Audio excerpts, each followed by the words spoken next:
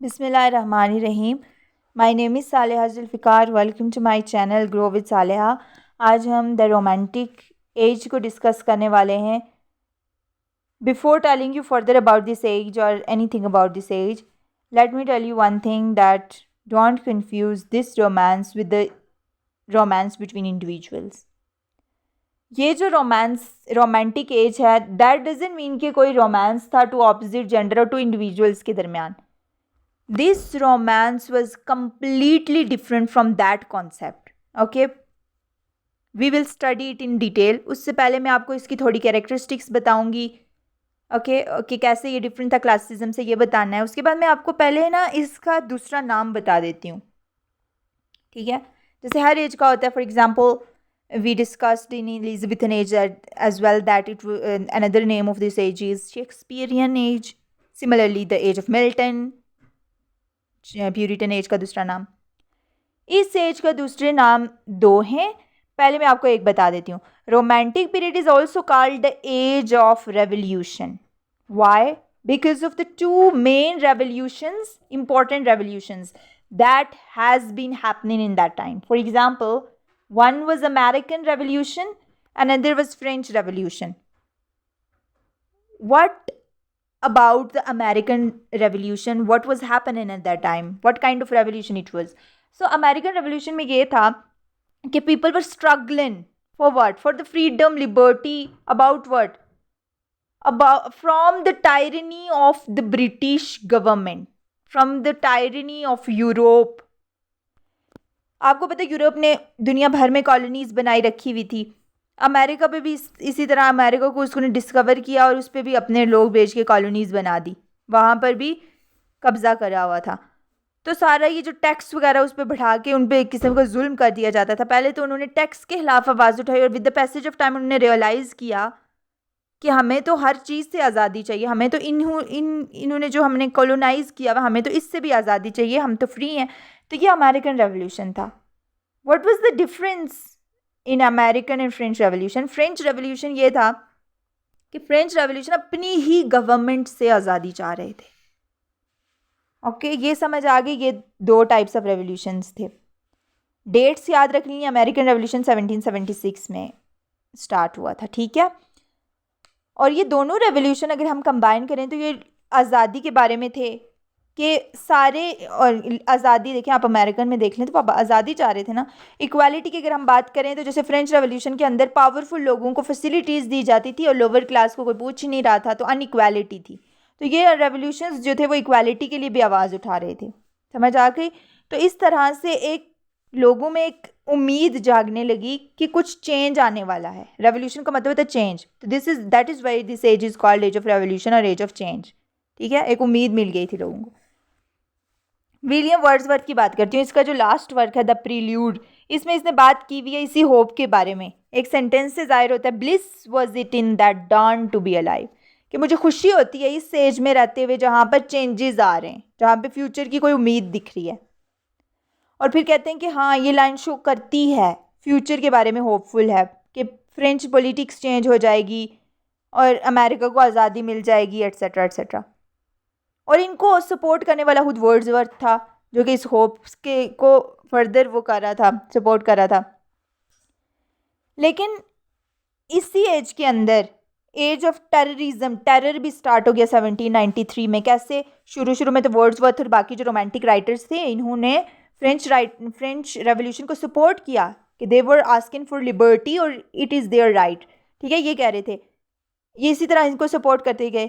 लेकिन कुछ अर्से बाद जब नेपोलियन, आपको पता है ना नेपोलियन के बारे में आपने ज़रूर सुना होगा, एक रूलर था फ्रेंच का, जो कि शुरू में तो अपनी आज़ादी के बारे में उसके लोग बात करने लगे। बाद में नेपोलियन ने जब इससे फ़ायदा उठा के बाकी मुल्कों पे भी कब्ज़ा करना शुरू कर दिया और उसने बहुत ज़्यादा ममालिक पे कब्ज़ा कर दिया था। और उसके लिए एक बात मशहूर थी कि उसको कोई हरा नहीं सकता, ठीक है। तो इसी एज के अंदर पहले तो ये लोग सपोर्ट करते थे फ्रेंच रेवोल्यूशन को कि लोगों को उनकी आज़ादी के हुकूक, इक्वालिटी मिलनी चाहिए अपनी गवर्नमेंट से। लेकिन बाद में इन्होंने इन्हीं के जब यूरोप पे बात आई तो ये लोग इससे हट गए और इन्होंने ये फ्रेंच रेवोल्यूशन के अगेंस्ट हो गए, ठीक है। ये बात समझ आ गई? उसके बाद आ जाते हैं इस चीज़ पे कि इस एज के अंदर ना ये एज स्टार्ट कब होती है? मोस्टली इस पे पोइट्री पीक पे जाती है, जैसे हर एज में हर यानरा जाता है ना, इसमें पोइट्री जाती है। और ये कैसे स्टार्ट हुई थी? लिरिकल बैलेट से 1798 में पब्लिश किया था वर्ड्सवर्थ और कॉलरिज ने एक अपना वर्क पब्लिश करा था, जहाँ से रोमांटिक एज की शुरुआत मानी जाती है। कहते हैं कि रोमांटिक एज में सिर्फ एज ये दो रेवोल्यूशन नहीं आए थे, सोसाइटी भी चेंज हो रही थी। सोसाइटी में इंडस्ट्रीज बढ़ती जा रही थी, एग्रीकल्चरल टाउन वगैरह सारे ये सारी चीज़ें छोड़ के ना सिटीज़ की तरफ जा रहे थे, क्योंकि उनको एक एम्प्लॉयमेंट की एक घंटी या एक उम्मीद दिख रही थी वहाँ पर। ठीक है, तो इसी तरह से जब लोग यहाँ से मूव करके सिटीज़ में जाने लगे, वहाँ पे इंडस्ट्रीज डेवलप हो गई, तो कुछ लोग जो है वो सही अमीर हो गए और कुछ लोग जो थे वो गरीब के गरीब ही रहे। सो एक सोसाइटी में भी एक कॉन्फ्लिक्ट शुरू हो गया। ठीक है, ये चेंज जो था ये स्लो था लेकिन हो रहा था, पीपल सफ़र कर रहे थे। अब ये जो सोल्जर्स जो जंग लड़ने के लिए जाते थे, जब वापस आते थे तो उनको जॉब तक नहीं मिलती थी, तो काफ़ी सैड सिचुएशन थी उस टाइम पे। अब 1815 के अंदर फाइनली नेपोलियन, जिसको कोई भी हरा नहीं सकता था, उसको आखिर शिकस्त मिलती है 1815 में वाटरलू के मुकाम पे। ठीक है, उसकी वजह से क्या होता है कि इंग्लैंड की बुरी हालत हो जाती है, क्योंकि जंग में जब पार्टिसिपेट करते हैं ना तो नुकसान दोनों तरफ से होता है। अनएम्प्लॉयड हो गए लोग, सोशल और पॉलिटिकल मसले उठना शुरू हो गए।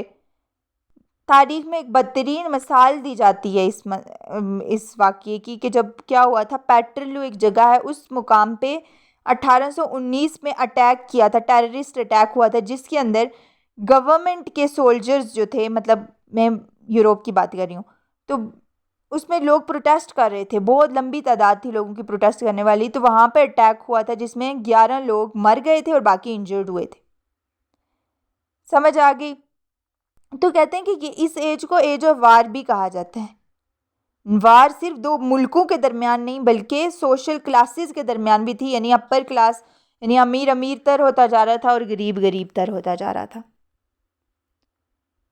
अब क्या हो गया, लिटरेचर की अगर हम बात करें तो रोमांटिक राइटिंग जो थी वो किस में दिखाई देने लगी? पोइट्री में। वर्ड्सवर्थ और कॉलरिज ने रेवोल्यूशन फिर लाया लिटरेचर के अंदर भी।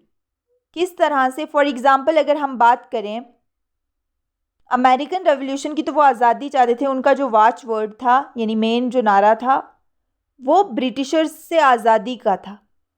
ठीक है, लेकिन वो इस तरह से चेंज लाने चाहते थे, लेकिन वर्ड्सवर्थ और कॉलरिज ने ऐसी पोइट्री लिखना शुरू कर दी जिसमें उन्होंने ये डिमांड की, उन्होंने कंट्रास्ट किया किससे? अगस्टन एज से। आपको पता है classical as is also called Augustan as.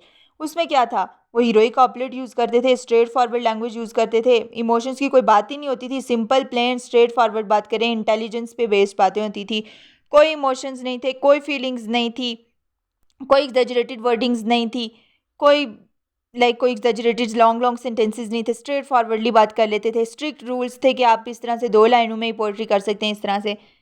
ठीक है, रियलिज्म था, लेकिन ऐसा कुछ भी वर्ड्सवर्थ और कॉलरिज ने नहीं चाहा। उन्होंने चाहा कि एक ऐसी पोइट्री होनी चाहिए जो फ्री हो, जो हम अपनी मर्जी से लिख सके विदाउट एनी रूल्स और रेगुलेशंस। ऐसी पोइट्री जिसमें हमारी अपनी फीलिंग्स हों, इमोशंस हों, उनको डिस्कस कर सकें, हम अपने बारे में बात कर सकते हैं, इंडिविजुअलिटी के बारे में बात कर सकें, इस तरह की पोइट्री होनी चाहिए। उन्होंने इस चीज़ पे जोर दिया। ठीक है, अब क्या हो गया, क्लासिकल एज वाले कहते थे इमेजिनेशन अपने लिए खतरा समझते थे, रोमांटिक्स कहते थे रीजन और इंटेलेक्चुअल जो थिंग्स हैं वो खतरा हैं। ठीक है, उसके बाद क्या हो गया, आहिस्ता आहिस्ता फिर रोमांटिक राइटर्स जो हैं उन्होंने एक्सपेरिमेंट्स करने शुरू कर दिए राइटिंग के अंदर, और जब इन्होंने स्पिरिट, होप, फ्रीडम की बात करनी शुरू की, तो अब तो ना सिर्फ पोइट्री से उन कुछ लोगों को क्रिटिसाइज़ किया बल्कि पॉलिटिक्स को भी क्रिटिसाइज़ किया, और लिटरेचर में ही सिर्फ ये रेवोल्यूशन आता दिखाई नहीं दिया बल्कि म्यूज़िक के अंदर, आर्ट के अंदर, पॉलिटिक्स के अंदर और फिलॉसफी के अंदर तक आ गया था रोमांटिक स्पिरिट। ठीक है, अब क्या हुआ कि रोमांटिक जो पीरियड है वो पूरे इंग्लिश लिटरेचर के अंदर मोस्ट फ्रूटफुल पीरियड कंसीडर किया जाता है। क्यों? क्योंकि इन्होंने क्लासिकल थॉट्स के अगेंस्ट काम करना शुरू कर दिया था। मैंने आपको बताया किस तरह से। वर्ड्सवर्थ, कॉलरिज, बायरन, कीट्स जो हैं इस एजेस से मेन नाम जो हैं वो बिलोंग करते हैं। ठीक है, ये वर्ड्सवर्थ, बायरन, कीट्स, शेले एक्सेट्रा। अच्छा, ये आपको पता है कि ये 1798 में वर्ड्सवर्थ की पब्लिकेशन से ये एज मानी जाती है। उसके बाद इसने जो वर्ड्सवर्थ जो है, इसने प्रीफेसेस कैसे डिस्कस किए इस लिरिकल बैलेड्स के अंदर, तो वो हम बात करते हैं। देखिए, वर्ड्सवर्थ जो था वो इस प्रीफेस होता है introduction of the book. Introduction, ये लिरिकल बैलेड है, ये कोई बुक नहीं है या पोम नहीं है, बल्कि कलेक्शन ऑफ पोम्स है, ठीक है। इसके प्रीफेस में पहला जो, जब इसने पहली दफ़ा पब्लिश करवाई थी, तो वो ये देखना चाह रहा था कि लोगों को हमारे एक्सपेरिमेंट्स पसंद आएंगे कि नहीं, क्योंकि लोग क्लासिकल थॉट्स पे बेस्ड थे ना, लोग क्लासिकल रूल्स को फॉलो करते थे, उसी के अकॉर्डिंग पोइट्री करते थे। तो इसने पहले ये देखने की कोशिश की कि लोगों को ये चीज़ें अच्छी लगेंगी या नहीं। ये पहली प्रीफेस जब उसने पब्लिश कराया था, उसने सिंपल लैंग्वेज यूज़ करके देखी थी, एक्सपेरिमेंट करके देखा था। जब उसने देखा कि हाँ लोगों को पसंद आ रहा है, उसने सेकेंड एडिशन पब्लिश करवाया। उसमें भी उसने सिंप्लिसिटी की बात की, ठीक है। फर्स्ट एडिशन में मैंने आपको बताया ना, सिंप्लिसिटी की बात की थी, सिंप्लिसिटी बिल्कुल सिंपल लैंग्वेज भी लिखी गई थी, ठीक है, और एक्सपेरिमेंट्स किए थे। अब क्या हो गया कि जब उसने सेकेंड एडिशन की ना, तो उसमें थोड़ा लंबा प्रीफेस लिखा, लंबा इंट्रोडक्शन लिखा। अब इसमें इसने अपनी पोएटिक इमेजिनेशन को डिस्कस किया, ठीक है, अपनी थीरी पोएटिक इमेजिनेशन पे, इमेजिनेशन वर्ड याद रखना कि इस पे फोकस किया।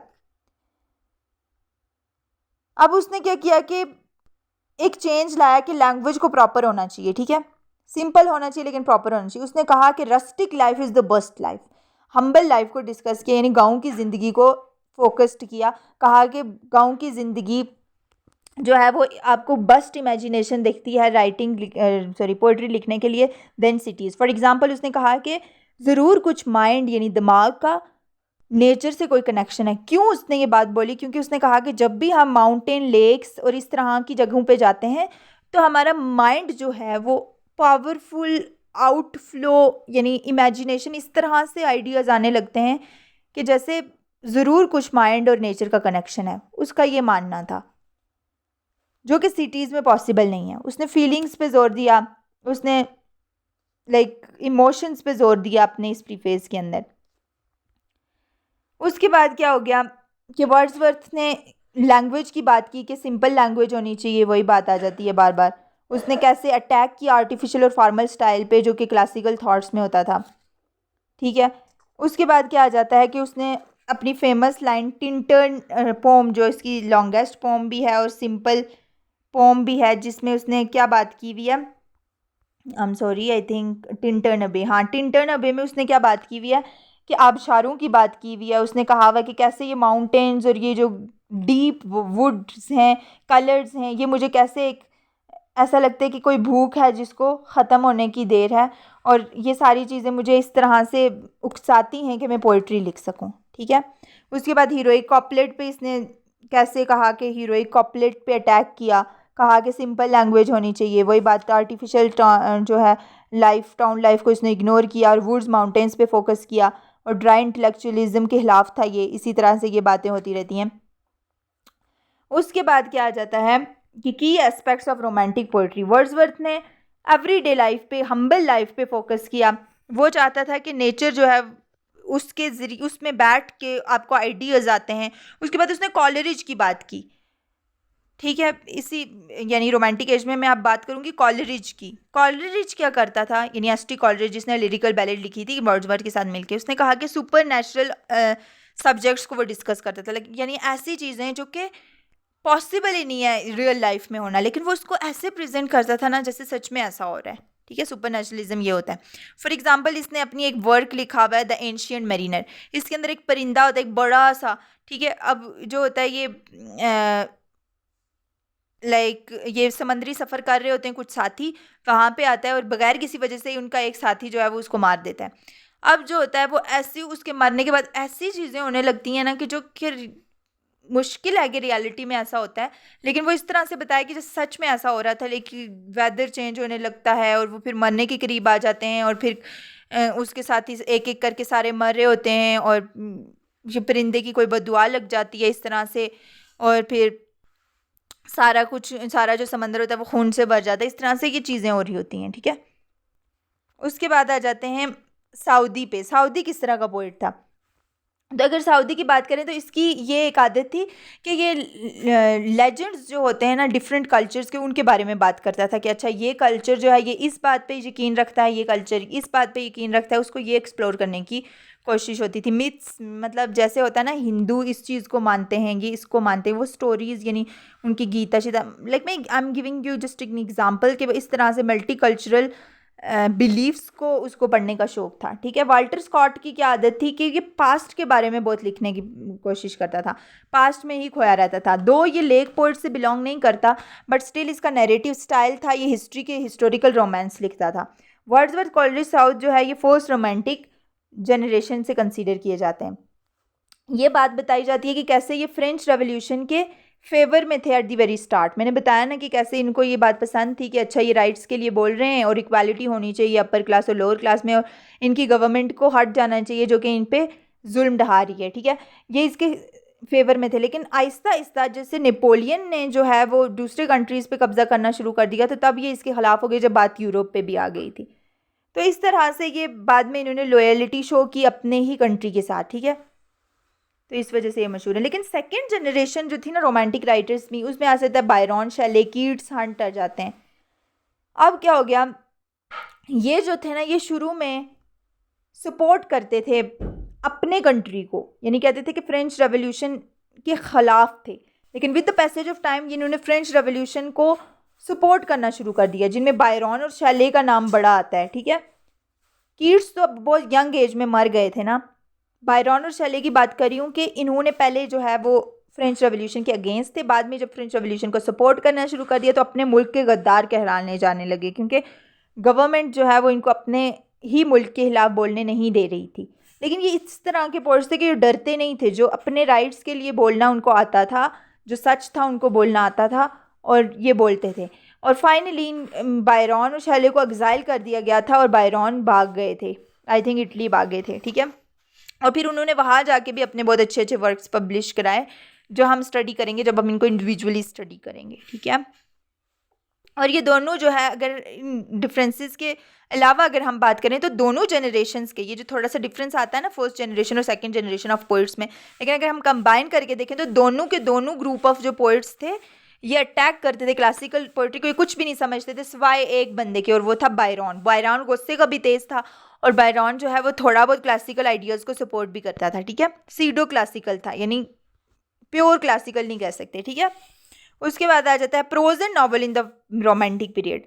अब क्या हो गया कि प्रोज एंड रोमांटिक जैसे बाकी लाइक पोइट्री में हुआ, इसी तरह से प्रोज और नॉवल में भी ऐसा होने लगा कि उन्होंने क्लासिकल आइडियाज़ को छोड़ दिया, उसके खिलाफ बात की, और अब इन्होंने अपनी एक्सपेरिमेंट्स न्यू इनोवेशंस लाना शुरू कर दी, सिंपल प्लेन लैंग्वेज में बात करना शुरू कर दी। जैसे अगर हम फॉर एग्जाम्पल दें तो जेन आस्टिन की बात करती हूँ कि जेन आस्टिन बिल्कुल वर्ड्सवर्थ की तरह जो अपनी सराउंडिंग में देखती थी ना उसी पर नावल उठा के लिख देती थी। ठीक है, अब देखें एनी रेडक्लिफ, ये भी जो थी बहुत पॉपुलर हुई थी और इसके एग्जेजरेटेड रोमांस बहुत ज़्यादा फेमस हुए थे, हिस्ट्री पे लिखती थी, पास्ट में खोई रहती थी, यूँ कह सकते हैं आप लोग।